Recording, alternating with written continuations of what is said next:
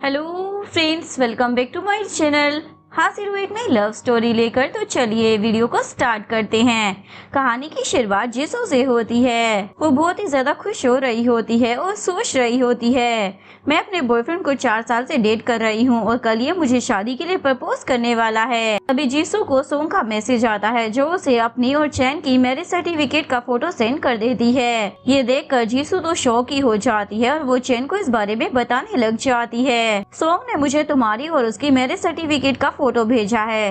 आखिर ये क्या है? जरूर ये एक प्रैंक होगा ना? लेकिन चैन उसे कोई जवाब नहीं देता। उल्टा वो जीसू पर चिल्लाने लग जाता है, तुम्हें दिखाई नहीं दे रहा है क्या? मैं अभी ड्राइव कर रहा हूँ। जीसू भी उस पर गुस्सा होने लग जाती है, मैं तुम्हारी गर्लफ्रेंड हूँ और 4 साल से तुम मुझे डेट कर रहे हो और तुम सोंग से शादी कैसे कर सकते हो? और अभी मेरे पूछने पर तुम मुझे कोई जवाब भी नहीं दे रहे हो। तभी चैन के फोन पर सोंग का कॉल आने लग जाता है। जीसू बोलती है उसका कॉल मत उठाना, लेकिन चैन फिर भी कॉल पिक कर लेता है। सोंग उसे बोल रही होती है, सॉरी मैंने गलती से जीसू को मेरा और तुम्हारा मैरिज सर्टिफिकेट का फोटो सेंड कर दिया है। ऐसा बोलकर वो जानबूझकर बेहोश होने की एक्टिंग कर रही होती है, जिसके बाद वो फोन को घेर देती है और अपनी मेड के थ्रू चैन को बुलवाती है कि वो बेहोश हो चुकी है। ये सुनते ही चैन बीच रास्ते में कार रोक देता है और जीसू को बोलता है, सोंग बेहोश हो गई है इसलिए तुम अभी कार से उतर जाओ, मैं उसे पिक करने के लिए जा रहा हूँ और मैं किसी का अरेंजमेंट कर दूंगा, तुम्हें वो घर छोड़ देगा। जीसू बोल दिया, इतनी ज्यादा रात हो गई है, तुम ऐसे एक लड़की को अकेले कैसे छोड़ सकते हो? देखो मुझे अकेले डर लगता है। वो बोलता है, फालतू का ड्रामा मत करो, चलो उतरो कार से। जीसू कार से निकलने से मना कर रही होती है तो चैन जबरदस्ती उसे कार से बाहर निकाल देता है। जिसके बाद वो वहाँ से जाने वाला होता है तो जीसू उसे लास्ट टाइम बोल देती है, अगर तुम मुझे छोड़कर गए ना तो मैं दोबारा तुम्हें एक्सप्लेन करने का कोई भी मौका नहीं दूंगी। लेकिन उसके बावजूद भी चैन उसे इग्नोर करते हुए अपनी कार से वहाँ से चला जाता है।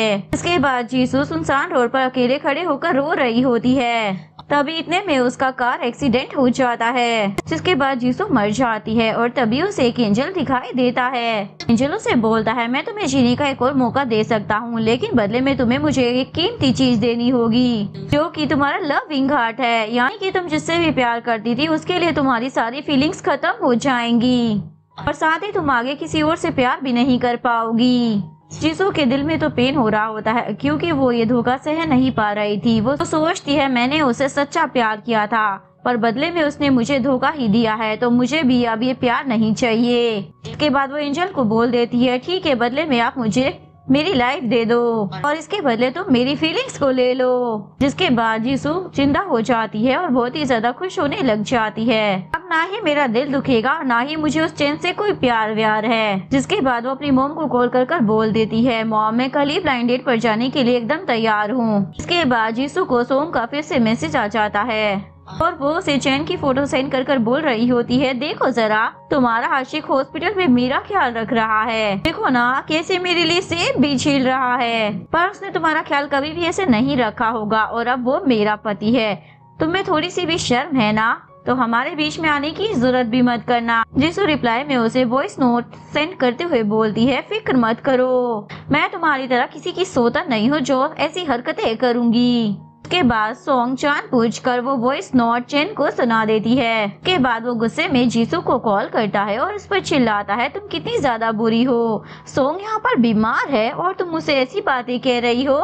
जीसू बोलती, हाँ मैं तो बहुत ही ज्यादा बुरी हूँ और इसमें गलती तुम्हारी उस कमजोर दिल वाली वाइफ की है। अगर उसे इतना ही ज्यादा बुरा लग रहा है तो उसे बोल दो ना कि वो मेरा नंबर डिलीट कर दे और मुझे मैसेज ना करे। ये बोलकर जीसू कॉल कट कर देती है। चैन को तो बहुत ही ज्यादा गुस्सा आने लग जाता है, इसकी हिम्मत कैसे हुई मेरा कॉल कट करने की। सोंग तो अपना ड्रामा करने लग जाती है, सारी गलती मेरी है, मेरी वजह से तुम दोनों के बीच में झगड़ा हो गया है। मैं जीसू को जाकर इस बारे में सब कुछ समझा देती हूँ कि तुम कुछ भी नहीं कर रहे हो। जिसके बाद वो उठने का नाटक करती है और जानबूझकर बेहोश हो रही होती है। चैन उसे समझाता है, तुम्हें ना कहीं भी जाने की जरूरत नहीं है, तुम बस अपना ख्याल रखो। सोंग बोलती है, लेकिन इस बात पर अगर उसने तुमसे ब्रेकअप कर लिया तो?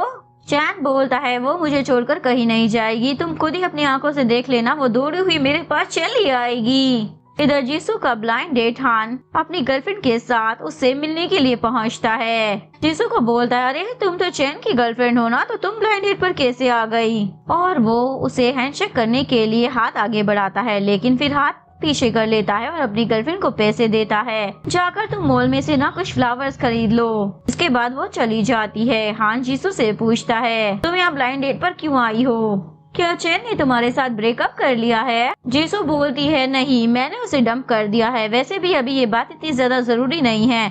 जरूरी ये है कि अगर तुम मुझसे सेटिस्फाइड हो तो हम ये फैमिली मैरिज कर लेते हैं। शादी के बाद तुम्हें जहाँ घूमना है वहाँ घूम लेना, मैं तुम्हें किसी चीज के लिए नहीं रोकूंगी। और इस कॉन्ट्रैक्ट मैरिज से ना तुम्हें भी फायदा होगा, मैं तुम्हारी फैमिली के सामने तुम्हें कवर करूंगी। हान तो खुश होने लग जाता है और बोलता है, आखिर मैं तुमसे सेटिस्फाइड कैसे नहीं होगा, तुम तो चैन की गर्लफ्रेंड हो ना। जिसके बाद जीसू वहाँ से चली जाती है और हान अपने फ्रेंड्स को कॉल कर बोलता है, सभी को पार्टी के लिए इन्वाइट करो, मैं एक बहुत ही बड़ी चीज अनाउंस करने वाला हूँ। नेक्स्ट वीक में चैन बार में आया होता है और हान अपने फ्रेंड्स के साथ बैठकर उसे बातें सुना रहा होता है। मैंने तो सोचा भी नहीं था मिस्टर चैन की गर्लफ्रेंड मेरे हाथ लग जाएगी और अब वो मेरी वुमेन बनने वाली है। इस बात पर सभी लोग हंसने लग जाते हैं। ये सब सुनने के बाद चैन का पारा हाई हो जाता है और वो सीधा जाकर हान को पंच मारने लग जाता है और सभी लोग डर की मारी वहाँ से भाग जाते हैं। चैन का असिस्टेंट भी उसे बोल रहा होता है, बॉस अब वो मर जाएगा और आप फंस जाओगे, बस भी करो। जिसके बाद वो चैन को लेकर वहाँ से चला जाता है। इसके बाद वो सीधा जीसू से मिलने के लिए उसके घर पर आ जाता है और बोलता है, क्या तुम आज ब्लाइंड डेट पर गई थी? आखिर तुम मुझे ऐसे धोखा कैसे दे सकती हो? जीसू बोलती है, लगता है तुम भूल गए हो, तुमने सॉन्ग के साथ मिलकर मैरिज सर्टिफिकेट ले लिया है और अब तुम्हारी शादी हो गई है और अब मैं तुम दोनों के बीच में कबाब में हड्डी थोड़ी बनूंगी, इसलिए मुझे भी तो अपने लिए कोई ढूंढना होगा, इसलिए अब मैं वही कर रही हूँ। पर मिर्ची तुम्हें क्यों लग रही है? चैन बोला, ठीक है, तुम्हें मुझसे अलग ही होना है ना, तो पूरे तरीके से हो। मेरे विला जाकर अपना सारा सामान वहाँ से उठा लो। वो बोलती है, ठीक है, मैं कल सुबह जाकर अपना सामान ले लूंगी, पर फिलहाल तुम अभी मेरे घर से चले जाओ। चैन बोलता है, मैं तो यहीं पर बैठूंगा, बताओ तुम क्या कर लोगी? वो बोलती है, तुम्हारी मर्जी। और उसके बाद वो अपने रूम में चली जाती है। असिस्टेंट बोलता है, बॉस आप तो यहाँ पर मिस जीसू को मनाने के लिए आए थे ना, तो आखिर आप झगड़ा कैसे करने लग गए? चैन बोलता है, तुम ना फिक्र मत करो, ये कोई झगड़ा नहीं है, वो बस जेलस है, इसी वजह से उसने हान के साथ ब्लाइंड डेट पर जाने का नाटक किया था। इसका गुस्सा जैसे ही शांत होगा ना, ये खुद मेरे पास वापस आ जाएगी। जिसके बाद चैन अपने असिस्टेंट के साथ वहाँ से चला जाता है। नेक्स्ट मॉर्निंग जीसू अपना लगेज लेने के लिए चैन के घर पहुँच जाती है। तभी सॉन्ग जीसू को जलाने के लिए वहाँ पर आके एक्टिंग करने लग जाती है। मैंने और चैन ने शादी कर लिया है, इस वजह से तो तुम गलत मत समझो। चैन ने ना ये सब कुछ मेरी वजह से किया है, लेकिन अगर तुम्हें इस बात से बहुत ही ज्यादा हर्ट हुआ है तो मैं कल ही जाकर चैन के साथ डिवोर्स ले लूंगी। जीसू बोलती है, लेकिन अगर मुझे इस बात से कोई फर्क ही नहीं पड़ता तो फिर तुम्हारे कहने का क्या मतलब है कि हम दोनों एक ही आदमी को शेयर करें? पर मैं तुम्हें बता दूं, मैं तुम्हारी तरह इतनी ज्यादा घटिया नहीं हूँ। ऐसा बोलकर वो जा रही होती है। चैन गुस्सा हो जाता है और वो भी उसके पीछे जाने वाला था, लेकिन सॉन्ग उसे रोक लेती है और उसे बोलती है, तुम जाने दो, मैं खुद ही जाकर जीसू से बात करती हूँ। इसके बाद जीसू अपने रूम में आकर अपनी सारी चीजों को पैक कर रही होती है। तभी सॉन्ग वहाँ पर आ जाती है और उसे बोलती है, देखो जरा, इतने टाइम से तुम उसके साथ थी, फिर भी उसने तुम्हें छोड़कर मेरी परवाह की। और तुम्हें मालूम है, जिस दिन हम दोनों ने मैरिज सर्टिफिकेट लिया था ना, उस दिन तुम्हारा बर्थडे था। जीसू याद करती है, वो अपने बर्थडे वाले दिन चैन का एक रेस्टोरेंट में इंतजार कर रही होती है। चैन उसे मैसेज कर बोलता है, जाओ, बीमार है इसलिए मैं उसके साथ हूँ और मैं तुम्हारा बर्थडे सेलिब्रेट करने के लिए नहीं आ पाऊंगा, मुझे उसके साथ रहना है। ये सब याद कर जीसू से बोलती है, तुम मुझे ना अपनी तरह मत समझो, तुम्हारी तरह किसी की सौदा नहीं बनना चाहती। सॉन्ग बोलती है, तुम ना ज्यादा इतराओ मत, तुम्हें मालूम है अगर मुझे अभी जरा सी भी चोट लग जाए ना, तो तुम्हें बताओ चैन मुझ पर यकीन करेगा या फिर तुम पे? ये बोलकर वो अपना सिर दीवार पर मार लेती है। अभी जीसू से कैमरा दिखाती है, ये सब करके ना कोई फायदा नहीं है। इतने में वहाँ पर चैन आ जाता है और वो सॉन्ग के सर पर चोट देकर जीसू पर ही चिल्लाने लग जाता है, तुम इसके साथ ऐसा कैसे कर सकती हो? ये बोलकर वो उसे धक्का मार देता है। तभी इतने में जीसू के सर पर चोट लग जाती है। सॉन्ग उस पर चिल्लाने लग जाती है, इस पर मत चिल्लाओ, मैं तो खुद गिरी थी और ये चोट मुझे खुद लगी है। चैन बोलता है, तुम न इसकी साइड मत लो, मुझे अच्छे से पता है ये किस तरीके की लड़की है। जीसू बोलती है, शुक्रिया मेरी गलतफहमी को दूर करने के लिए। आखिर मुझे पता चल गया कि तुम्हारे दिल में और दिमाग में मेरी किस तरीके की इमेज है। ये बोलकर वो जा रही होती है। तभी चैन उसका हाथ पकड़कर उसे रोकता है और बोलता है, तुमने जो सॉन्ग के साथ किया है ना, उसके लिए तुम्हें उससे माफी मांगनी चाहिए। जिसके बाद जीसू सॉन्ग से पूछती है, क्या मुझे तुमसे माफी मांगनी पड़ेगी? तो डर की मारी बोलने लग जाती है, चैन में सच में ना खुद से ही गिरी थी। इवन यहाँ पर कैमरा भी लगा है। इसके बाद जीसू गुस्से में वहाँ से जाने लगती है। चैन उसे धमकी देता, अगर तुम आज यहाँ से गई तो सोच लेना कि आज के बाद हमारा सारा रिश्ता खत्म हो जाएगा। पर जीसू वहाँ से चली जाती है। चैन को तो गुस्सा आ रहा होता है, आखिर मैंने उसे गलत कैसे समझ लिया। इसके बाद जीसू को उसके मॉम की कॉल आती है। वो उसे कल ही होटल में आने के लिए बोल रही होती है। कल दोनों फैमिली मिलकर शादी के बारे में डिस्कशन करने वाली हैं। जीसू बोलती है, क्या इतनी जल्दी? मॉम बोलती है, तुम्हारी और हान की जितनी जल्दी शादी होगी उतनी ही जल्दी दोनों फैमिलीज के बीच में बिजनेस डील होगी। नेक्स्ट सीन में हान की मॉम और जीसू की मॉम एक रेस्टोरेंट में एक दूसरे से मिल रही होती है। हान की मॉम तो जीसू और हान की बहुत ज्यादा तारीफ कर रही होती है। ये दोनों ना एक दूसरे के लिए एकदम परफेक्ट मैच है और खास कर वो जीसू की बहुत ही ज्यादा तारीफ करती है। मुझे ना तुम बहुत ही ज्यादा पसंद आई। इसके बाद दोनों की मॉम मिलकर शादी की डेट डिसाइड करने लग जाती है। जीसू अपनी मोम को रोकने लग जाती है। उसकी मोम उसे बोलती है, अब तुम 24 साल की हो चुकी हो और शादी तो तुम्हें करनी ही पड़ेगी। जीसू सोचती है, सही तो है, मैं किसी से भी शादी करूँ अब मुझे कोई फर्क नहीं पड़ता, मुझे तो बस अब उस चैन से दूर ही रहना है। इसके बाद दोनों मोम मिलकर डिसाइड करती है कल ही दोनों बच्चों को वो लोग वेडिंग फोटोशूट के लिए भेजेंगे। जिसके बाद हान जीसू का हाथ पकड़कर बोलने लग जाता है, अब हमारी शादी होने जा रही है तो क्यों ना तुम मेरे ही घर पर शिफ्ट हो जाओ। जीसू बोलती है, लेकिन अभी मेरा ऐसा कोई इरादा नहीं है और वो वॉशरूम में भाग जाती है। जिसके बाद हान भी उसके पीछे वॉशरूम में आ जाता है और उसे बोलता है, अगर तुम अभी शिफ्ट नहीं हुई तो कोई बात नहीं, पर शादी के बाद हम दोनों हस्बैंड वाइफ बन जाएंगे, फिर तुम मुझसे कैसे बचोगी।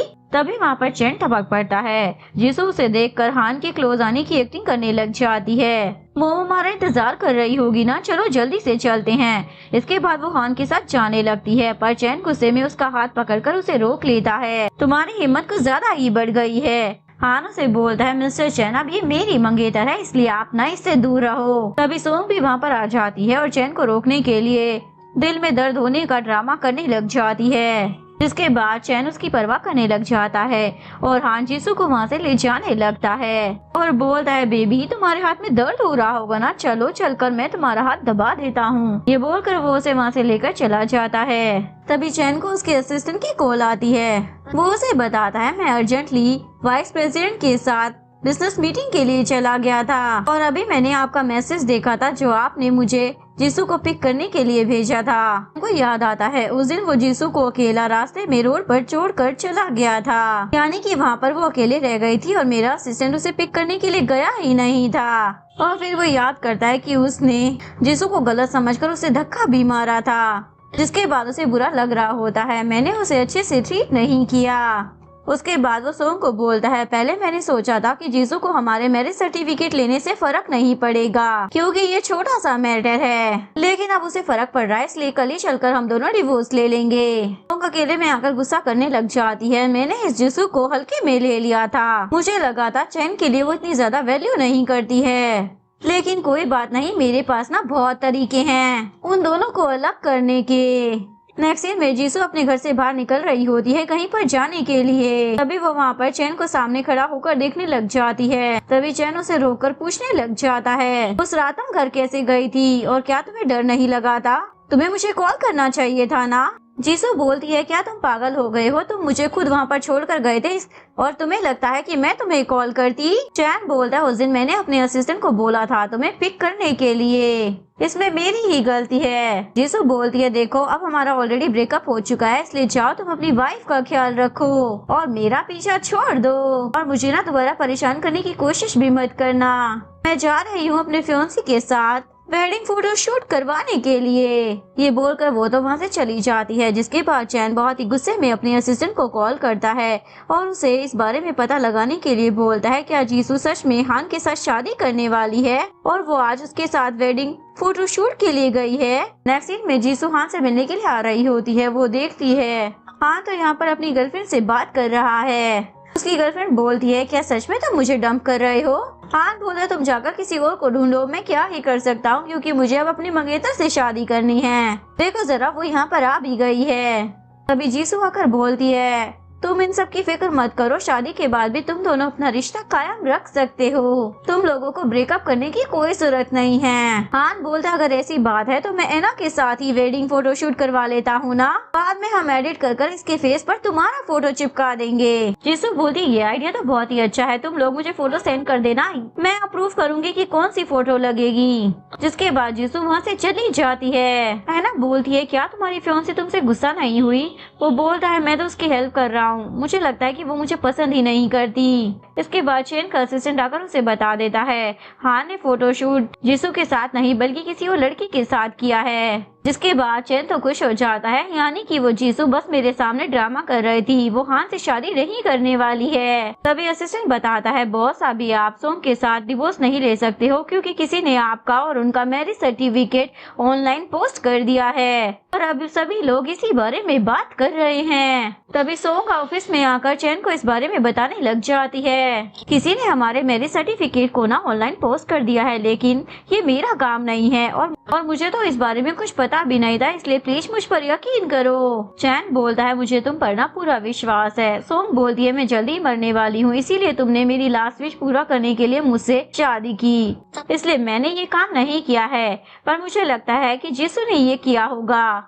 चैन बोलता है तुम्हें इस बारे में फिक्र करने की कोई जरूरत नहीं है, 1 महीने के बाद हम दोनों डिवोर्स ले लेंगे। सोंग बोलती है लेकिन ये बात अब हर जगह फैल चुकी है और मेरे पेरेंट्स को भी पता चल गया है, इसलिए वो चाहते हैं कि हमारी शादी हो जाए। प्लीज तुम मेरे साथ उनके सामने शादी करने का नाटक कर लो, मेरी ये एक छोटी सी इच्छा और पूरी कर दो। ये बोलकर वो बीमार होने की एक्टिंग करने लग जाती है। चैन भी तुरंत मान जाता है और ये खुश होकर उसे शुक्रिया अदा करने लग जाती है। शुक्रिया मरने से पहले मेरी आखिरी इच्छा पूरी करने के लिए। अब मैं मर भी जाऊंगी ना तो मेरी आत्मा को शांति मिल जाएगी। वो बोलता है तुम इतना ज्यादा मत सोचो, अगर तुम अपना मूड ठीक रखोगी तो डॉक्टर ने कहा है तुम्हारी कंडीशन भी ठीक हो जाएगी। वो बोलती है मैं शादी की तैयारी करने के लिए जा रही हूँ। ये बोलकर वो वहाँ से चली जाती है। असिस्टेंट बोलता है बॉस अगर इस बारे में मिस जीसू को पता लग गया तो वो आपसे तो और भी ज्यादा गुस्सा हो जाएंगी ना। चैन बोलता है मैं अभी जाकर उसे ये सारी बातें क्लियर कर दूंगा तो वो मेरी बात को जरूर समझेगी, मैं तो बस सोंग की हेल्प कर रहा हूँ उसकी विश पूरी करने में। जिसके बाद चैन तुरंत ही जीसू के घर पहुँच जाता है और उसे बताने लग जाता है कि मैं 3 दिन के बाद सोंग के साथ शादी करने वाला हूँ। वो बोलती है अच्छा तो तुम यहाँ पर मुझे जलाने के लिए आए हो? अरे तुम अपनी जिंदगी अच्छे से जियो ना, मुझे क्यों आकर बता रहे हो? मुझे इन सब का हिस्सा नहीं बनना है, तुम मेरा पीछा छोड़ दो। चैन बोलता है अगर तुम मुझे कहोगी कि मैं ये शादी ना करूँ तो मैं तुरंत ही इस शादी को कैंसिल कर दूंगा। जीसू बोलती है ऐसा करने की कोई जरूरत नहीं है, अगर तुम ये शादी नहीं भी करोगे ना तब भी मैं हान से ही शादी करने वाली हूँ। और इसे वो अपनी और हान की फोटो दिखाने लग जाती है। चैन तो शौक हो जाता है क्या सच में तुम इस हान से शादी करने वाली हो? तुम्हारा दिमाग तो खराब नहीं हो गया है? वो बोलती है तुम्हें यकीन करना है तो करो, नहीं करना है तो मत करो, मुझे इस बात से कोई फर्क नहीं पड़ता है और मुझे अब तुमसे भी कोई मतलब नहीं रखना है। ऐसा बोलकर वो उसे अपने घर से बाहर धक्के दे देती है। वैक्सीन में शादी वाला दिन आ जाता है। सोंग तैयार हो रही होती है, तभी वो जीसू को कॉल कर बोलती है तुम्हें पता है आज मैंने कितनी महंगी वाली वेडिंग ड्रेस पहनी है और ये सब चैन ने ही मेरे लिए अरेंज किया है। जीसू बोलती है ज्यादा ना हवा में मत उड़ो, तुम्हें मालूम भी है चैन ने मुझे क्या कहा था? अगर मैं उसे कहती कि चैन तुम ये शादी मत करो तो वो तुरंत इस शादी को कैंसिल कर देता। क्या तुम चाहती हो मैं उसे फोन कर ऐसा कुछ बोलूं? अगर नहीं चाहती हो तो 3 बार अपने आप को चुड़ैल कहो, वरना मैं उसे बोल दूंगी शादी कैंसिल करने के लिए। सोंग तो लड़की मारी 3 बार अपने आप को चुड़ैल बोलने लग जाती है और ये सुनकर जीसू को तो बहुत ही ज्यादा खुशी हो रही होती है। इसके बाद जीसू को लेने के लिए हान आ जाता है, उसे अपने साथ वेडिंग हॉल में ले जाने के लिए। इधर सोंग और चैन भी साथ में कार से जा रहे होते हैं, लेकिन सोंग को वो कार पसंद नहीं आ रही होती। तभी वो देखती है बाजू में एक और कार जा रही है। बोलती है चलो हम लोग गुड लक के लिए कार चेंज कर लेते हैं। जिसके बाद सोंग उतरकर जीसू की कार में बोलने लग जाती है चलो हम अपनी कार चेंज कर लेते हैं, मैं तुम्हें डबल पैसे दूंगी। तभी जीसू जैसे ही मिरर खोलती है तो सोंग तो उसे देखकर शॉक हो जाती है। चैन के भी तोते उड़ जाते हैं। जीसू पूछती है क्या हुआ? मैंने तो बताया था ना मेरी भी आज शादी है। इसके बाद हान और जीसू मिलकर शो ऑफ कर रहे होते हैं। चैन जीसू पर चिल्लाने लग जाता है तुमने मुझसे बदला लेने के लिए इस प्ले बॉय को ढूंढा है एक्टिंग करने के लिए। हान जीसू को बोलता है देखो ना ये तुम्हारा आशिक मुझे प्ले बॉय बोल रहा है। जीसू बोलती है कोई बात नहीं, वैसे भी तुम दोनों ही सेम हो। इसके बाद वो ड्राइवर को कार चलाने के लिए बोल रही होती है।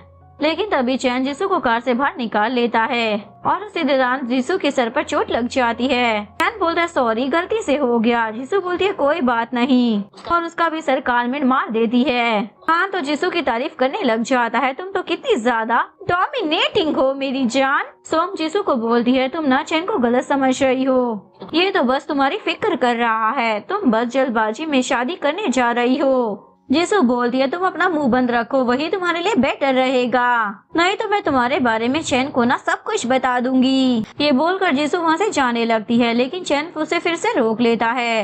तो जीसू उसे इस बार एक चापट लगा देती है और बोलती है दोबारा मुझे ना हाथ भी मत लगाना। इसके बाद वो हान के साथ कार में जाकर बैठ जाती है और उन लोगों को गुड बाय कर कर चली जाती है। जिसके बाद चैन अपने असिस्टेंट पर गुस्सा करने लग जाता है, तुमने तो मुझे बताया था कि हान किसी और लड़की के साथ वेडिंग फोटोशूट के लिए गया है, तो आखिर ये सब कुछ चल क्या रहा है। असिस्टेंट बोलता है बॉस मैंने आपको एकदम सही बताया था, लगता है वो हान दो शादी करने वाला है।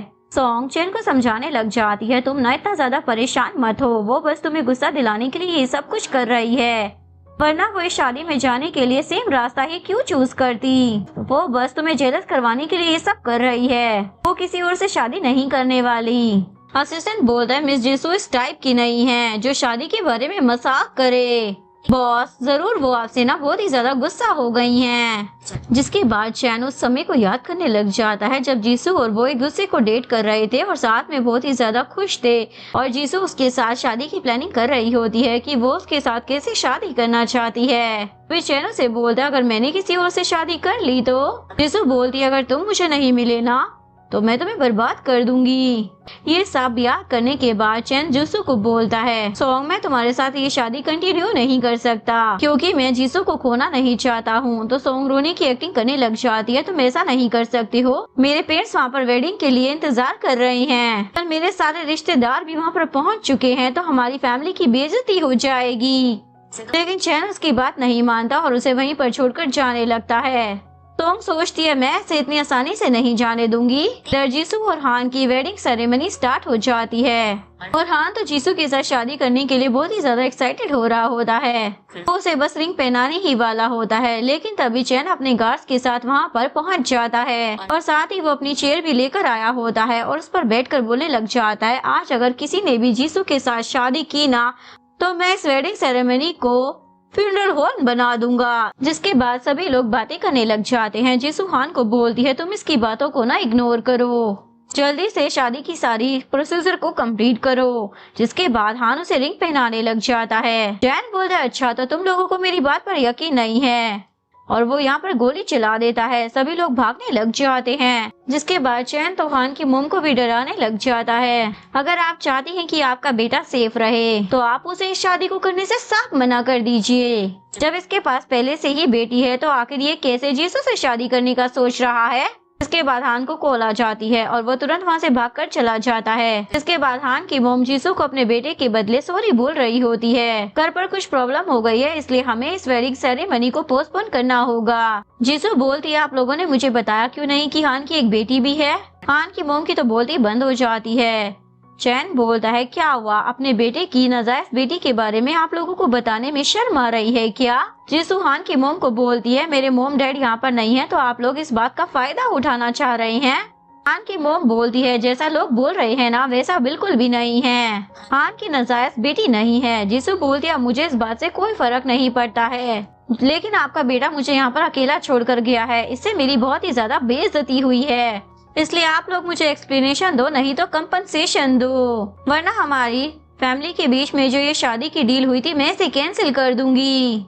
हान की मोम उसे बोलती है ऐसा मत करो, बताओ तुम्हें कितने पैसे चाहिए। तो जीसू 100 मिलियन मांग लेती है। हान की मोम भी मान जाती है और उसे चेक दे देती है। जीसू पैसों को देखकर बहुत ही ज्यादा खुश हो जाती है और सोचने लग जाती है इन धोखेबाज आदमियों से तो अच्छे ये पैसे हैं, इन पैसों से मैं अपने लिए एक नया घर खरीदूंगी।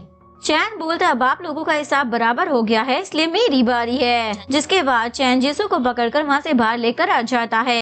जीसू तो उस पर चिल्लाने लग जाती है तुम तो सोंग से शादी करने जा रहे थे ना, तुम मेरी शादी में क्या करने के लिए आए हो। चैन बोलता अगर मैं यहाँ पर नहीं आता तो क्या सच में तुम उस प्ले बॉय से शादी करने वाली थी, क्या तुम्हें नहीं पता कि वो हान कितना बड़ा प्ले बॉय है और कितनी सारी लड़कियों के साथ उसका चक्कर है, या फिर तुम भी उसी टाइप की हो गई हो। जीसू उसे चाटा लगा देती है, तुम्हारी भी तो ऑलरेडी गर्लफ्रेंड थी, फिर भी तुम किसी दूसरी लड़की के साथ घूम रहे थे।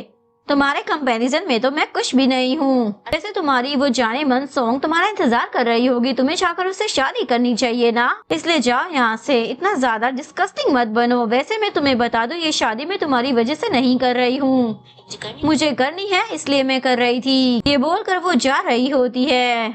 तभी चैन उसे उठा लेता है और बोलता है, तुम मेरी बात नहीं मान रही थी ना, लेकिन अब से माननी पड़ेगी। इवन तुम्हें मेरे सारे रूल्स को भी फॉलो करना पड़ेगा।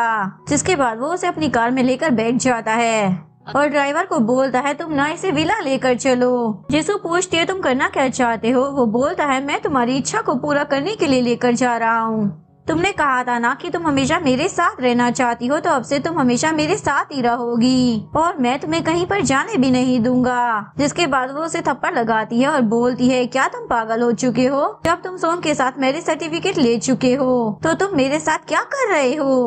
वो बोलती है, मैं तुम्हें अपने और सोम के बारे में सब कुछ एक्सप्लेन कर देता हूँ ना। लेकिन जीसू तो अपने कान बंद कर लेती है, मुझे कुछ भी नहीं सुनना है। वो चैन बोलता है, लेकिन तुम्हें सब कुछ सुनना पड़ेगा। मैंने सोम से शादी सिर्फ इसलिए की क्योंकि मैं उसकी आखिरी इच्छा पूरी करना चाहता था। डॉक्टर ने कहा है कि उसके पास अब सिर्फ 3 महीने बचे हैं जिंदगी के, इसलिए ही मैं उसकी विश पूरी कर रहा था। और ऊपर से तुम भी उसके साथ गलत सलूक कर रही थी, इसलिए मैं उसकी विश पूरी कर रहा था ताकि तुम्हारे गलत कामों का मैं भरपाई कर सकूं। जीसू बोलती है, पागल हो गए हो क्या? मैंने तुम्हें कब कहा उसके साथ मैरिज सर्टिफिकेट लेने के लिए? वो बोलता है, मैंने उसके साथ अपनी शादी को कैंसिल कर दिया है। क्या तुम्हें मेरी सिंसियरिटी दिख नहीं रही है कि मैं तुम्हारे लिए कितना कुछ कर रहा हूँ? जीसू बोलते, तुम्हें ये सब कुछ करने के लिए कहा किसने था? जब तुम उसे घर लेकर आए थे तो तुमने कहा था इसके पास बस 6 महीने बचे हैं। इवन मेरे आगे तुम हमेशा उसे ही प्रेफर करते थे और उसी का ध्यान रखते थे, पर वो तो मजे में जी रही है। एक काम करो, तुम जिंदगी भर उसका ही ख्याल रखो, मुझे इससे कोई लेना देना नहीं रखना है। तभी जीसू को उसकी मॉम की कॉल आ जाती है, लेकिन चैन उनका कॉल उठा लेता है। जीसू की मॉम चिल्लाने लग जाती है, लगता है तुमने ही चैन को सीड्यूस कर वहाँ पर अपनी सेरेमनी को खराब करने के लिए बुलाया होगा। हमारी फैमिली तुमसे चाहती ही क्या थी? तुम ये मिसेस मैरिज कर लेती तो तुम्हें फायदा ही होता, और वैसे भी तुम्हें अपनी बहन के बारे में सोचना चाहिए, तुम्हें इतना ज्यादा सेल्फिश नहीं बनना चाहिए था। तुम्हें क्या लगता है वो चैन का बच्चा तुमसे शादी करेगा? आज तक वो शादी का प्रपोजल तो लेकर आया ही नहीं, पक्का वो तुम्हें छोड़ देगा। कॉल कटने के बाद चैन पुरानी चीजों को याद करने लग जाता है। जीसू हमेशा उसे शादी के लिए बोला करती थी। चैन बोलता है, मुझे सच में नहीं पता था कि तुम्हारी सिचुएशन इतनी ज्यादा कॉम्प्लिकेटेड थी, लेकिन तुम फिक्र मत करो, अब मैं तुम्हारी और बेइज्जती नहीं होने दूंगा, मैं हमेशा ही तुम्हें प्रोटेक्ट करूंगा। जीसू बोल दिया, अब इसकी ना कोई जरूरत नहीं है, जब हम दोनों साथ में थे तब तुमने मेरी सिचुएशन को जरा भी समझने की कोई कोशिश नहीं की। अब हमारा ब्रेकअप हो गया है तो इसलिए गिल्टी होने का प्रिटेंड करना ना बंद करो। चैन बोलता है, ये सब ना मेरी ही गलती है, मैं तुरंत ही सोंग से डिवोर्स ले लूंगा और तुम्हें बिल्कुल भी अपने से दूर नहीं रहने दूंगा, इसलिए मुझे माफ कर दो। लेकिन जीसू नहीं मानती, उसे एक चाटा लगाकर खुद से दूर कर देती है। तभी वहाँ पर सोंग को अपनी मॉम को लेकर आ जाती है। सोंग की मॉम चैन को आवाज देने लग जाती है, मेरी बेटी बीमार है और तुम उसे शादी वाले दिन छोड़कर ऐसे कैसे जा सकते हो? सोंग बोलती है, मॉम आप चैन को कुछ मत बोलो, इसमें उसकी कोई गलती नहीं है। जीसू बोलती है, ये सोंग तो कितनी ज्यादा लाजवाब एक्टिंग करती है, तभी तो इसने तुम्हें इतनी आसानी से फूल बना दिया है। चैन बोलता है, वो बीमार है और तुम उसकी बीमारी का मजाक उड़ा रही हो। जीसू कार से निकल जाती है तो वो उसे रोक लेता है और बोलता है, अभी सोंग की मॉम को तुम्हारे बारे में कुछ भी पता नहीं है।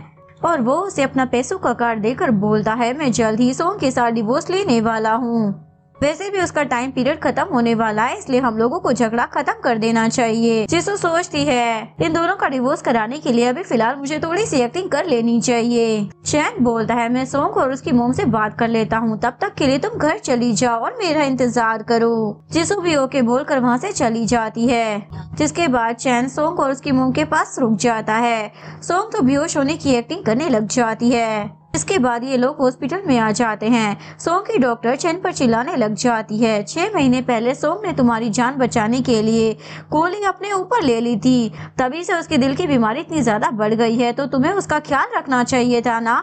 आखिर ऐसे कैसे तुम उसे रोड पर छोड़कर चले गए थे मरने के लिए? देखो उसने तुम्हारे ऊपर इतना बड़ा एहसान किया है तो तुम्हें उसके साथ अच्छा बिहेव करना चाहिए। अब तुमने उसकी लास्ट विश पूरी करने के लिए उससे शादी कर ही ली है तो उसे और ज्यादा परेशान मत करो, नहीं तो उसकी बीमारी बढ़ जाएगी। सोंग की मॉम भी चैन को अपनी बेटी का ख्याल रखने के लिए बोलकर वहाँ से चली जाती है। जिसके बाद चैन जीसू को मैसेज कर बता देता है, मेरा इंतजार मत करना, मैं नहीं आऊँगा। दूसरी तरफ जीसू अपनी नई कंपनी में काम करने के लिए गई होती है, जहाँ पर उसे डिजाइनर की जॉब का ऑफर मिला होता है और वो बहुत ही ज्यादा फेमस डिजाइनर होती है, इसलिए सभी लोग उससे मिलना चाह रहे होते हैं। सभी कलीग उसे देखकर बहुत ही ज्यादा खुश हो जाते हैं। जीसू की फ्रेंड भी उसे कांग्रेचुलेशन बोल रही होती है, पहले तुमने उस फालतू लड़के के लिए अपना करियर छोड़ दिया था, लेकिन शुक्र है तुम्हें अकल आ गई है जो वापस से तुम अपने करियर पर ध्यान दे रही हो। नेक्स्ट सीन में जीसू अपना बैठकर काम कर रही होती है, तभी चैन उसे कॉल कर परेशान कर रहा होता है तो जीसू को गुस्सा आने लग जाता है और वो उसका कॉल उठा लेती है। वो बोलता है, तुम कहाँ पर हो? मैं अपने असिस्टेंट को भेज रहा हूँ तुम्हें पिक करने के लिए। वो बोलती है, इसकी कोई जरूरत नहीं है, मैं अब्रॉड में आई हूँ बिजनेस ट्रिप पर। चैन बोलता है, तुमने मुझे इस बारे में बताया क्यों नहीं? जीसू बोलती है, तुम्हें शर्म नहीं आ रही है क्या? तुमने उस दिन बोला था कि तुम आओगे और मैं तुम्हारा इंतजार करती रह गई, पर तुम तो आई ही नहीं, इसलिए मैंने तुम्हें और सोंग को अच्छा टाइम स्पेंड करने के लिए छोड़ दिया और अब्रॉड आ गई। मैं कुछ दिन यहाँ पर घूमने के बाद वापस आ जाऊंगी। वो बोलता है, तुम कब आने वाली हो? जल्दी आ जाओ ना। जीसू बोलती है, पहले तुम सोंग के साथ अपना डिवोर्स ले लो और मुझे उस डिवोर्स सर्टिफिकेट की फोटो भी सेंड कर देना, उसके बाद मैं जरूर आ जाऊंगी, क्योंकि मुझे तो किसी की मिस्ट्रेस बनने का शौक नहीं है। तो वो हाँ बोल देता है। ऑफिस की छुट्टी होने के बाद जीसू चैन की बहन के साथ बाहर डिनर पर गई होती है और उसे बता देती है कि मैंने तुम्हारे भाई के साथ ना ब्रेकअप कर लिया है। लीना पूछती है, तुमने मेरे भाई के साथ ब्रेकअप क्यों किया है? जीसू बताती है, क्योंकि तुम्हारा भाई ना सोंग के साथ मैरिज सर्टिफिकेट ले चुका है। लीना बोलती है, लगता है भाई पागल हो चुका है, 4 साल तक तुमने मेरे भाई के लिए क्या कुछ नहीं किया, लगता है उसकी आंखें ना खराब हो गई हैं। रुको जरा, अभी अपने भाई को कॉल कर मैं उसकी खबर लेती हूँ। जीसू बोलती है, इसका अब कोई फायदा नहीं है, वैसे भी सोंग और तुम्हारा भाई एक दूसरे से कुछ ज्यादा ही प्यार करते हैं, इसलिए उन्हें साथ रहने दो, और वैसे भी तुम्हारे भाई ने एक बार डिसीजन ले लिया है तो भला उसे कौन ही बदल सकता है। लीना बोलती है, मेरे भाई की वजह से तुम जरा भी टेंशन मत लेना, मेरे भाई ने तुम्हें छोड़ा है ना तो इसमें उसका ही घाटा है। जीसू बोलती है, तुम फिक्र मत करो, मैं जरा भी सैड नहीं हूँ, और मन में सोच रही होती है जब से एंजल ने उसकी फीलिंग्स ली हैं तब से मुझे चैन के लिए बिल्कुल भी बुरा नहीं लग रहा है, इवन मैंने तो उसके लिए एक आंसू भी नहीं भाया। लीना बोलती है, चलो आज मैं तुम्हें खुश करने के लिए बहुत सारे मेल मॉडल्स को हायर कर लेती हूँ। इधर चैन सोंग के साथ डिवोर्स लेने के लिए जा रहा होता है, तभी वहाँ पर सोंग की मॉम पहुँच जाती है और इन लोगों पर चिल्लाने लग जाती है, क्योंकि इन लोगों ने नकली शादी की थी। मॉम बोलती है, तुम लोग मुझसे झूठ कैसे बोल सकते हो? अब सारे रिश्तेदारों को मैं अपना क्या मुंह दिखाऊंगी? चैन बोलता है, ये सब ना मेरी गलती है आंटी, मेरी ना पहले से ही गर्लफ्रेंड है। सोंग की मॉम तो ये सुनने के बाद बेहोश ही हो जाती हैं, जिसके बाद सोंग भी बेहोश होने की एक्टिंग करने लग जाती है और चैन इन दोनों को ही लेकर हॉस्पिटल में पहुंच जाता है और अपने असिस्टेंट को बोलता है, अब तो मैं डिवोर्स भी नहीं ले सकता हूँ, तुम ही बताओ मैं क्या करूँ। असिस्टेंट को भी गुस्सा आ जाता है, बॉस पहले जब मैंने आपको समझाया था तो आपने मेरी बात तो सुनी ही नहीं, और अब आप खुद कंफ्यूज होकर मुझे भी कंफ्यूज कर रहे हैं। तभी डॉक्टर बाहर आकर चैन पर चिल्लाने लग जाती है, तुम दोबारा से ऐसे सोंग को परेशान मत करो वरना वो बेचारी बचेगी नहीं। लेकिन इधर सोंग तो बस बीमार होने की एक्टिंग कर रही होती है और मन ही मन लड्डू फूट रहे होते हैं, अब हमारा डिवोर्स भी नहीं हो पाएगा। जिसके बाद चैन जीसू को कॉल करता है उसे इस बारे में बताने के लिए, लेकिन वो खुद ही उसे बोल देती है, तुमने जरूर सोंग से डिवोर्स नहीं लिया होगा ना, मुझे पता है तुम ले भी नहीं पाओगे, और मैंने तुम्हें बताया था कि मुझे किसी की मिस्ट्रेस नहीं बनना है, यानी कि किसी मैरिड मैन के साथ इन्वॉल्व नहीं होना है, तो इसलिए अच्छा रहेगा कि तुम दोबारा मुझे कांटेक्ट ही मत करना। ये बोलकर वो कॉल कट कर देती है। चैन को गुस्सा आने लग जाता है, वो मेरे पास नहीं आएगी तो क्या हुआ, मैं खुद उसके पास चला जाऊंगा। जिसके बाद वो असिस्टेंट को जीसू की लोकेशन पता करने के लिए बोलता है। असिस्टेंट को अपने बॉस पर गुस्सा आ रहा होता है और इसके बाद चैन यहाँ पर फिर से सोंग के पास आता है और उससे पूछता है अब वो कैसा फील कर रही है। तभी वो जानबूझकर रोने की एक्टिंग करने लग जाती है, सॉरी मेरी वजह से तुम्हें इतना कुछ सहना पड़ रहा है, और अब मेरी मॉम को सब कुछ पता लग गया है, तो प्लीज तुम मेरी थोड़ी सी और हेल्प कर दो ना, और वैसे भी अब मेरे पास ज्यादा टाइम थोड़ी बचा है। तुम मुझसे डिवोर्स मत लो और मेरी मॉम के सामने अच्छे से एक्टिंग करो। देखो ये मेरी आखिरी इच्छा है, उसके बाद तो मैं मर जाऊंगी। उसकी बातें सुनकर चैन तो बहुत ही ज्यादा इमोशनल हो जाता है और मान जाता है, जिसके बाद चैन का असिस्टेंट उसे जीसू की सारी इन्फॉर्मेशन लाकर बता देता है। वो किसी कंपनी में जॉब कर रही हैं और अपनी इस अच्छी लाइफ को एंजॉय भी कर रही हैं। इवन वो आप पे से पूरी तरीके से गिव अप भी कर चुकी है। इसके बाद चैन तुरंत जीसू को मैसेज कर पूछने लग जाता है तुम कहाँ पर हो। तो वो उसे किसी झूठी जगह की फोटो सेंड कर बोलती है देखो मैं बाहर ट्रेवल कर रही हूँ। चैन को तो गुस्सा आ रहा होता है, ये मुझे बेवकूफ बनाकर खुद एंजॉय कर रही है। जिसके बाद वो अपने असिस्टेंट को तुरंत ही प्लेन की टिकट बुक करने के लिए बोल देता है। नेक्स्ट सीन में जीसू जैसे ही अपनी कंपनी में पहुंचती है तो उसकी कलीग उसे बताती है कोई फेमस सीईओ आपसे मिलने के लिए आया है और आपका इंतजार कर रहा है। जैसे ही वो मीटिंग रूम में आती है तो चैन यहाँ पर सभी एम्प्लॉयज को बाहर भेज देता है और जीसू मन में सोचती है ये यहाँ पर कैसे पहुँच गया, यानी कि इसे सब कुछ पता लग गया है कि मैं इसे बेवकूफ बना रही थी और मैं इसके साथ वापस नहीं जाने वाली हूँ। चैन बोलता है क्या तुम अब मुझे कुछ एक्सप्लेन करना चाहोगी।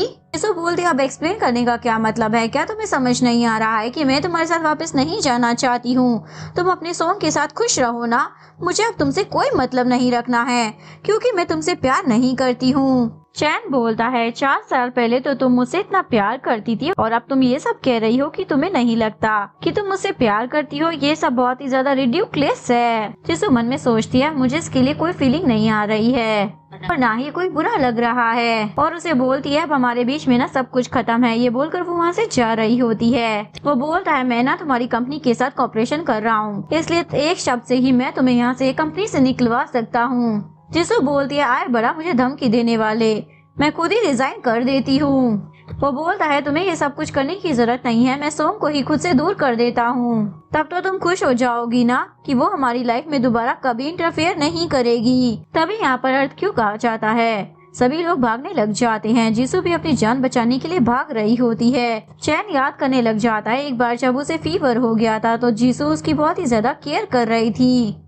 इवन वो उसके लिए रो भी रही होती है। प्रेजेंट में सभी लोग कंपनी से बाहर आ जाते हैं। चैन देख रहा होता है जीसू कैसे दूसरों की परवाह कर रही है, लेकिन उसे तो बिल्कुल भूल ही चुकी है। तो उसे बहुत ही ज्यादा बुरा लग रहा होता है। जीसू पहले तो मुझसे इतना ज्यादा प्यार करती थी तो आखिर अभी से क्या हो गया है। चैन उसे बोलता है लास्ट टाइम तुम मुझसे मीटिंग रूम में बात कर रही थी और मैं तुम्हारी कंपनी का कस्टमर हूँ तो तुम्हें मेरी केयर करनी चाहिए थी ना, लेकिन तुम मुझे छोड़कर आ गई, इसलिए अब तुम्हें ही मुझे हॉस्पिटल लेकर जाना पड़ेगा वरना मैं इस बिजनेस डील को कैंसिल कर दूंगा। जिसके बाद जीसू मान जाती है, उसके साथ कार में जा रही होती है। चैन उससे पूछता है आखिर अब तुम मुझसे प्यार क्यों नहीं करती हो। जीसू बताती है लास्ट टाइम जब तुम मुझे उस सुनसान रोड पर छोड़कर चले गए थे मैं तब से ही तुम्हें भूल चुकी हूँ। चैन बोलता है लेकिन तुम्हें कुछ हुआ तो नहीं है ना। जीसू बोलती है यानी कि उस रात में मर जाती तो शायद तुम खुश हो जाते। चैन बोलता है मैं दोबारा ऐसा कभी नहीं करूँगा। जीसू बोलती है मैं तुम्हें दोबारा वैसा करने का मौका ही नहीं दूंगी। मुझे बड़ी मुश्किलों से ये दूसरी जिंदगी मिली है, इसलिए मैं तुम पर इस जिंदगी को वेस्ट नहीं करने वाली हूँ। जिसके बाद वो उसे लेकर हॉस्पिटल में आ जाती है और चैन फिर से जीसू को मनाने की कोशिश कर रहा होता है, लेकिन वो उसे अपना पीछा छुड़वाकर वहाँ से चली जाती है। रात में वो डिनर कर वहाँ पर आ जाती है। चैन याद करता है पहले तो जीसू उसके बिना डिनर किया ही नहीं करती थी। तभी वहाँ पर सोंग भी आ जाती है। जीसू उसे देखकर वहाँ से जाने लगती है। चैन बोलता है तुम कहाँ पर जा रही हो। वो बोलती है अब तुम्हारी वाइफ आ गई है ना तो ये तुम्हारा ख्याल रख लेगी, अब मैं तुम दोनों को डिस्टर्ब नहीं करूंगी। ये बोलकर वो चली जाती है। सोंग उसे बोलती है तुम फिक्र मत करो, मैं जीसू को जाकर हमारे बारे में सब कुछ एक्सप्लेन करती हूँ। बाहर आने के बाद वो जीसू को समझाने लग जाती है अब मैं और चैन शादीशुदा हैं, इसलिए तुम हम दोनों के बीच में मत आओ वरना तुम एक मिस्ट्रेस बन जाओगी। जीसू बोलती है तुम अपने कुत्ते को ना संभाल कर रखो, वो खुद ही मेरे पीछे मेरी कंपनी तक आ गया। जैसे तुम ना मुझे कोई बीमार तो नहीं लगती हो, बस मरने की एक्टिंग करती हो, लेकिन अभी तक मरी नहीं हो। तुम्हें क्या लगता है ये सब ड्रामा कर कर तुम जिंदगी भर चैन को फूल बनाती रहोगी क्या, और वो भी हमेशा बेचारा बेवकूफ बनता रहेगा। सोंग मन में सोचने लग जाती है क्या चैन को पता लग गया है मैं सिर्फ बीमार होने की एक्टिंग कर रही हूँ। उसे डरता हुआ देखकर जीसू भी समझ जाती है यानी कि ये सच में बीमार नहीं है, बस ड्रामा करती रहती है। जीसू बोलती है चलो मैं तुम दोनों को मिलवाने में हेल्प करती हूँ, अच्छे से उसे बीमार होकर दिखा दो। जिसके बाद वो उसे 2 थप्पड़ लगाती है और बोलती है हाँ अब अच्छे से निशान दिख रहा है, अब उसके सामने जाकर तुम अच्छे से एक्टिंग करो कि मैंने तुम्हें मारा है। ये बोलकर वो उसे बाय करके चली जाती है, जिसके बाद वो वैसे ही चैन को जाकर रोते हुए एक्टिंग कर बताने लग जाती है। मैं तो जीसू को सब कुछ एक्सप्लेन करने के लिए गई थी, लेकिन उसने तो मुझे 2-4 डायलॉग लगा दिए। नेक्स्ट सीन में जीसू बार में गई होती है। वहाँ पर वो सोंग को देख लेती है किसी और बंदे के साथ। तभी जीसू उस आदमी की वाइफ को वहाँ पर बुला लेती है। वो लेडी आकर सोंग को मारने लग जाती है, तुम मेरे पति को फंसाने की कोशिश कर रही हो। सोंग समझ जाती है जीसू ने ही इस लेडी को यहाँ पर बुलाया है, इसलिए वो जीसू की ड्रिंक में ड्रग मिला देती है। लेकिन तभी यहाँ पर जीसू की हेल्प करने के लिए चैन आ जाता है। वो उसे लेकर होटल रूम में जाता है। जैसे ही जीसू होश में आती है तो वो उसे दूर होने लग जाती है। चैन भी उसे फोर्सफुली किस करने लग जाता है। मैं तुम्हारी हेल्प कर रहा हूँ। जीसू बोलती है मुझे कुत्ता चलेगा पर तुम नहीं, और वो उससे अपना पीछा छुड़वाकर बाहर जाने लग जाती है। तभी यहाँ पर हान भी आ जाता है। जीसू उसे बोलती है प्लीज तुम मुझे यहाँ से लेकर चलो, जिसके बाद हान चैन को दिखाते हुए जीसू को अपनी बाहों में उठाकर लेकर चला जाता है। हॉस्पिटल में जैसे ही जीसू की नींद खुलती है तो उसके पास एक बच्ची होती है। वो उसे मॉम बोलने लग जाती है। यहाँ पर हान भी बेटा होता है और जीसू को पता चलता है ये वही बच्ची है जिसे वो लोग हान की नाजायज बेटी बोल रहे थे। हान जीसू को बताता है ये मेरी नाजायज बेटी नहीं है, बल्कि मैंने इसे अडॉप्ट किया था क्योंकि जब ये छोटी थी ना तब ये बेसहारा थी। इसके पेरेंट्स भी नहीं थे, इसलिए मुझे इस पर तरस आ गया था। मैं बस ये चाहता हूँ कि इस बच्ची को एक अच्छी मॉम मिले, और तुमसे अच्छी मुझे कोई मिली ही नहीं। तुम इसकी मॉम बन जाओ और मैं इसका डैड। तुम फिक्र मत करो, हमारी तो बस कॉन्ट्रैक्ट मैरिज रहेगी और एक दिन हमारा डिवोर्स हो जाएगा। इस शादी को करने के बाद तुम भी चैन से अपना पीछा छुड़वा पाओगी। जीसू को ये आइडिया बहुत ही ज्यादा अच्छा लगता है और वो इसके लिए मान जाती है। नेक्स्ट डे जीसू और हान सिविल ब्यूरो में जाकर अपना मैरिज सर्टिफिकेट ले लेते हैं। चैन भी सोंग के साथ वहाँ पर आया होता है और ये देखकर शॉक हो जाता है। नेक्स्ट सीन में हान जीसू से मिलने के लिए फिर से उसके घर के बाहर पहुँच जाता है। जैसे ही वो उसे देखती है तो वहाँ से जाने लग जाती है। चैन उसे बोलता है मुझे बस तुमसे एक बात करनी थी। मुझे पता चल गया है कि सोंग बस बीमार होने की एक्टिंग कर रही थी, इसलिए अब मैं उसे डिवोर्स ले चुका हूँ। तुम फिक्र मत करो, हम दोनों साथ में हो सकते हैं और अब हमें कोई भी अलग नहीं कर पाएगा। जीसू उसे बोलती है तुम्हें क्या लग रहा है हम लोग सोंग की वजह से अलग हुए थे? बिल्कुल भी नहीं, तुम्हारी वजह से। तुमने आज तक कभी मुझ पर भरोसा नहीं किया, ना ही मुझसे प्यार किया और ना ही मेरी कभी परवाह की। तुम्हारी वजह से अब मुझे लगता है प्यार बहुत ही ज्यादा डिस्गस्टिंग चीज है। ऐसा बोलकर वो जाने लगती है। चैन फिर से उसका हाथ पकड़ लेता है। जीसू बोलती है देखो मुझे तुम्हारी अब कोई भी बात नहीं सुननी है। अगर तुम कहने वाले हो कि तुम मुझसे प्यार करते हो तो मुझे तुम्हारे मुँह से ये सब कुछ भी नहीं सुनना है, क्योंकि अच्छा नहीं लगता। इसलिए मेरा हाथ छोड़ो और मुझसे दूर रहो। तो चैन भी उससे दूर हो जाता है। कुछ महीने बीत जाते हैं। जीसू को बेस्ट डिजाइनर का अवार्ड मिल रहा होता है। हान भी उससे मिलने के लिए आया होता है। जीसू उसे बोलते 3 महीने तक चैन ने मुझे परेशान नहीं किया, तो मुझे लगता है कि अब हम दोनों को डिवोर्स ले लेना चाहिए। हान अपसेट हो जाता है। लगता है अब मेरी बेटी के पास उसकी मॉम नहीं रहने वाली है। वो बोलती है मैं अपना वादा कभी नहीं भूलने वाली, हमारा डिवोर्स भी हो जाएगा, उसके बाद भी मैं तुम्हारी बेटी की मॉम ही रहूंगी। वो बोलता है ठीक है तो फिर मैं भी अपना वादा निभाऊंगा, कल हम दोनों डिवोर्स लेने के लिए चलेंगे। लेकिन हाँ मैं तुम्हें चेस करने वाला हूँ, इससे मैं गिव अप नहीं करूँगा। मैं तुम्हें मना कर ही रहूँगा और तुम्हें दिखाऊंगा कि मैं सच में तुम्हें बहुत ज्यादा पसंद करता हूँ। जीसू बोलती है अभी मुझे बस बिजनेस करना है, ये प्यार व्यार के चक्कर में नहीं पड़ना है। और मन में सोच रही होती है अब मैं किसी से भी प्यार नहीं करूँगी, अकेले ही बहुत ज्यादा खुश रहूँगी। तभी चैन उससे मिलने के लिए आ जाता है। जीसू बोलती है तुमसे दूर रहकर ना मैं बहुत ही ज्यादा खुश हूँ और अब तुम मुझे बिल्कुल भी नहीं चाहिए। ये बोलकर वो वहाँ से चली जाती है। लेकिन चैन तो बहुत ही ज्यादा सैड हो जाता है। इसके बाद हान जीसू के पास आ जाता है। जीसू स्टार्स देख रही होती है और हान उसे देख रहा होता है और यहीं पर इस कहानी का डी एंड हो जाता है। अगर आपको वीडियो अच्छी लगी हो तो प्लीज वीडियो को लाइक करें, चैनल को सब्सक्राइब करें, न्यू अपडेट्स के लिए बेल आइकन का बटन प्रेस करें। मिलते हैं नेक्स्ट वीडियो के साथ, तब तक के लिए सारांश, बाय बाय।